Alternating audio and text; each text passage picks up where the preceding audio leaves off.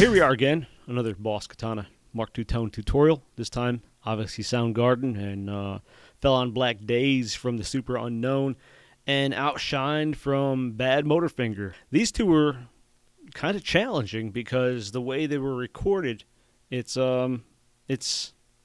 difficult to get that tone just right without kind of being a little creative with the tools that you have. And so I'll get into that as soon as we jump into everything. So let's get to it. So right off the bat, let me tell you first about the guitar.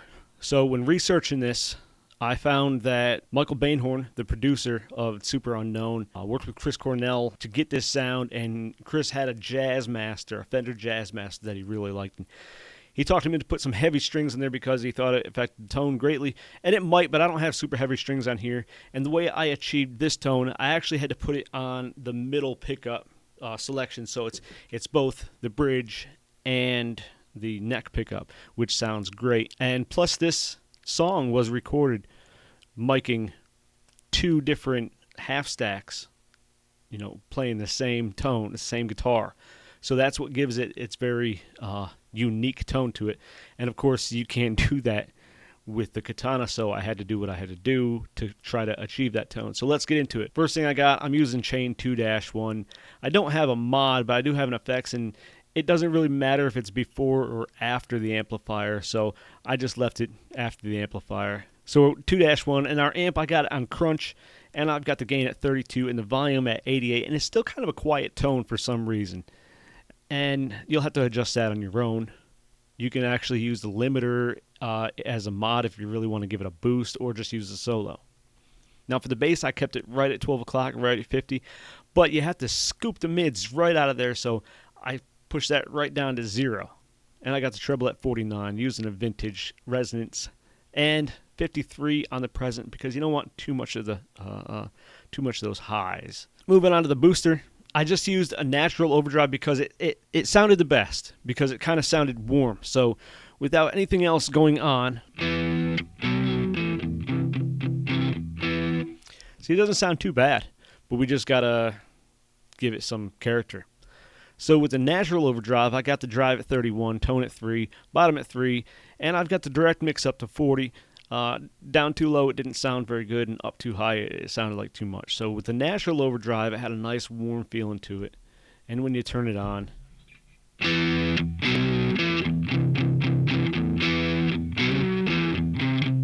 this is one of those songs where it feels like too little drive and you notice, and too much drive and you really notice. So you got to have to kind of find that sweet spot in there.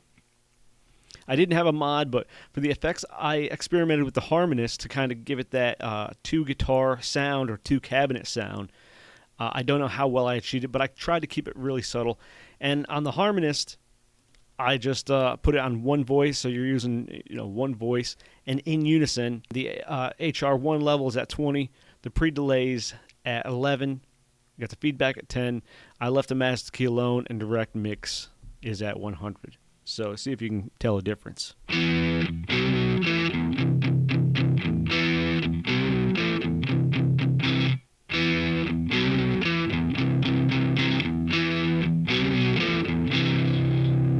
It's very subtle. I didn't want to do too much. I mean, you can play with it. Play with the pre-delay a little bit more.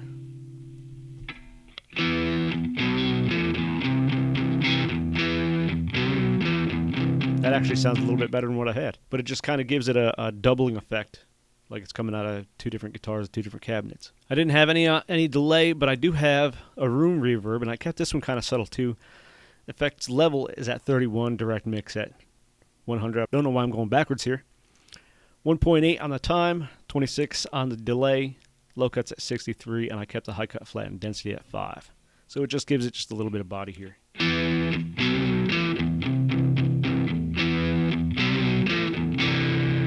Let me show you what it sounds like if I put it in just the bridge pickup and just the neck pickup.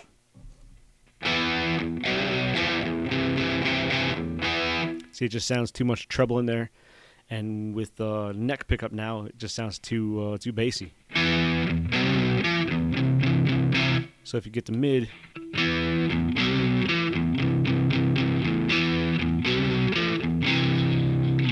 Sounds perfect. Let's throw some EQs on it, and then we'll move on to outshine. So on the EQ, I got amp out on the GE10, -4, -3.5, -2, 3.5, -3.5, -2, -2.5. I kind of dialed everything back except this 16 kilohertz, which kind of just gives it that little fuzziness to it, that little rubber bandy sound. Because that's something that can be kind of hard to achieve sometimes when you're hearing it within a tone.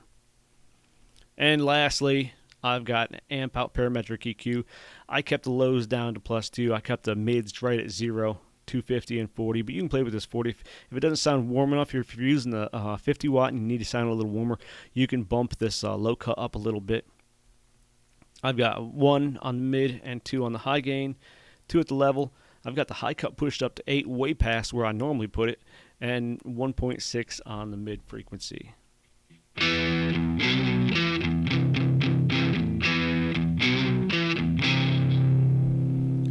And lastly, of course, I've got a noise suppressor on there, just because single coils can be a little noisy when you're pushing any kind of drive to them.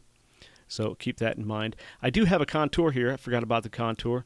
I have it set 1 and type 4. And the frequency shift at 24, so if you shut this off, with it on, it kind of thins it a little bit.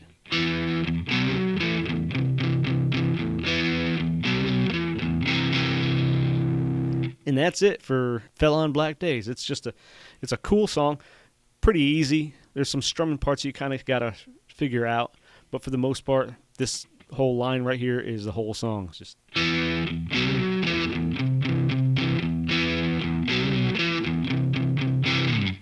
Let's move on to outshine. The difficulty with outshine is giving it that real thickness to it that you hear in the song. Because in the song you got 2 guitars and the bass, and they're all playing the same thing, the same notes within the rhythm and the chorus and whatnot. So it gives it a really thick and heavy feeling. So I played with the harmonists on this one, and I'll show you that in just a second. Let's get into it. So on the train on this one, I am using 3-2 because I'm putting a compressor before the booster, and I'm using the harmonist right after the booster. So that's where I found the sweet spot to get this nice thick tone. Up on the end, I'm using a crunch, using 50 on the gain, 85 on the volume, 50 on the bass, 48 on the treble, and I've got this mid scoop just a little bit down to 18. I'm using deep cabinet resonance and 57 on the presence. On this one, I do have a contour, so I'll have to remember that when I get around to it. With the booster, I'm using the good old T-Screamer, the Tube Screamer, at 20, +8 on the tone, +16 on the bottom, 41 on the effect level, and 75 on the direct mix. The direct mix is something I kind of recently started playing with a lot more and didn't realize before how much difference that made once you start kind of cranking it on these boosts, and it really does. So I encourage you to play around with that with your tones and see where it leads you. So without,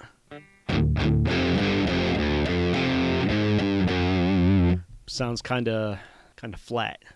So let's kick on the boost.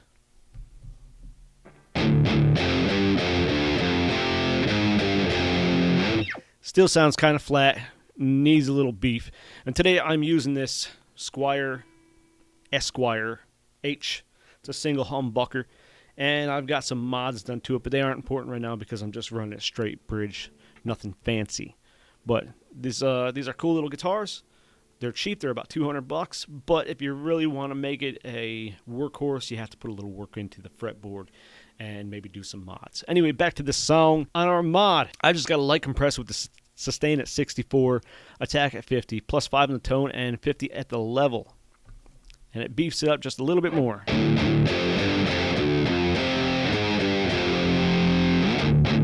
And this song is in drop D in case you haven't noticed. Moving on to the effects. I'm using the harmonist, one voice, got it in unison, HR1 level at 15, the delay at 24 milliseconds, 14 on the feedback, and 100 on the direct mix. See how it sounds with it on. Adds a little thickness to it. I don't have any delays in these for a reverb. I'm using a plate reverb because I like to use a plate reverb for the heavy stuff. And I've got it at 1.8 seconds, 26 on the delay, 63 on the low cut, flat on the high, 5 on the density, and 22 on the level, and 100 with the direct mix. Let's turn it on.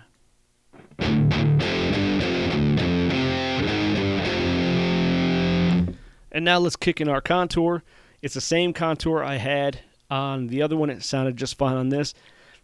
You're trying to make this tone thick, but this kind of thins it out in certain frequencies or something that just makes it sound better. I know it kind of flattened out a bit, but we're going to add our EQs to it, and it's going to change it all up. Amp out GE10.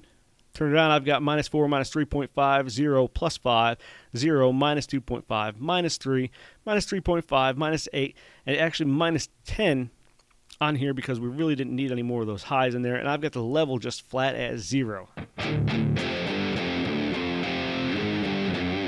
And it quieted it down a little bit, but we're going to crank it back up here in just a second with the parametric EQ. Turn it on. I've got +7 on the lows, 0 on the mids, 40 and 250 over there, +2 on the mid, +2 on the high, +2 on the level, 4 on the high cut, and 1.6 on the mid frequencies.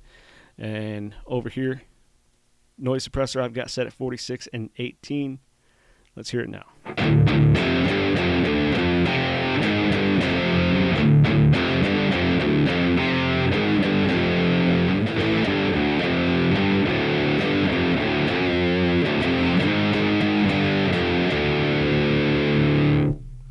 So there you have it.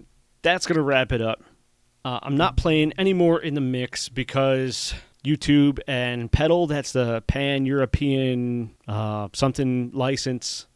They're with Warner Music Group, and they want to be Nazis about 15 seconds of a cover song. Play more than 8 seconds of a song, and they're going to call it a cover song, and they're just going to try to collect a nickel while you collect a penny. So I'm going to be a little more careful about that going forward because I can't afford the YouTube creators' music because you can buy licenses for that, but I don't make enough money here to even worry about that. So that's going to wrap it up.